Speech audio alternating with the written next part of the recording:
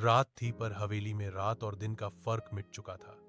हर कोने से हवा सीटी बजा रही थी, जैसे कोई पुराने जख्मों का दर्द गा रहा हो। विराज के कानों में अभी भी आर्या की आवाज गूंज रही थी, तीसरा दरवाजा खोलो। वो डायरी लेकर नीचे वाले हॉल में पहुंचा। दीवार पर पुराने जमाने की एक बड़ी घड़ी टंगी थी, जिसकी सुइयां 12 पर अटकी हुई थीं। उसके पीछे एक पत्थर की तख्ती दिखी, जिस पर उभरा हुआ लिखा था, तीसरा दरवाजा। विराज ने हाथ रखा और तख्ती धीरे से खिसक गई। एक और दरवाजा सामने था, इस बार काला, ठंडा और किसी अजीब ऊर्जा से कांपता हुआ, जैसे वो खुद जीवित हो। उसने दरवाजा खोला। अंदर एक बहुत बड़ा कमरा था, जिसके बीच में एक पुराना पूजा स्थान बना था। दीवारों पर संस्कृत के मंत्र खुदे थे और फर्श पर राख बिखरी हुई थी। टेबल पर एक और रिकॉर्डिंग मशीन रखी थी, उसी जैसी जो तहखाने में मिली थी। विराज ने प्ले बटन दबाया। विराज, अगर तू ये सुन रहा है तो जान ले, हवेली तुझसे शुरू हुई थी और तुझ पर खत्म होगी। तू वो पहला था जिसने उसे जगाया था, 100 साल पहले। विराज की सांस रुक गई। मैं 100 साल पहले? रिकॉर्डिंग में वही आवाज जारी रही।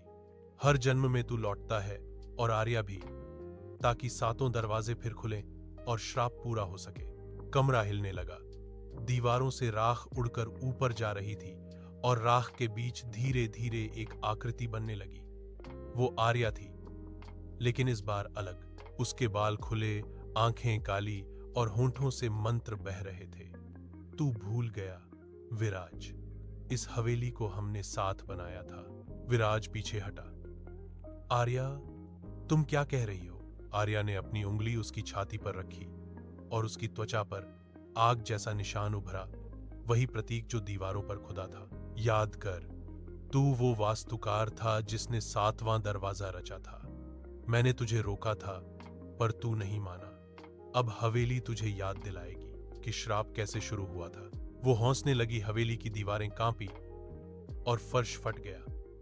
विराज चिल्लाया, पर आवाज बाहर नहीं निकली। दीवार पर नया वाक्य उभरा, तीसरा दरवाजा खुल गया है, अब तेरा अतीत जाग चुका है। अचानक सब शांत हो गया।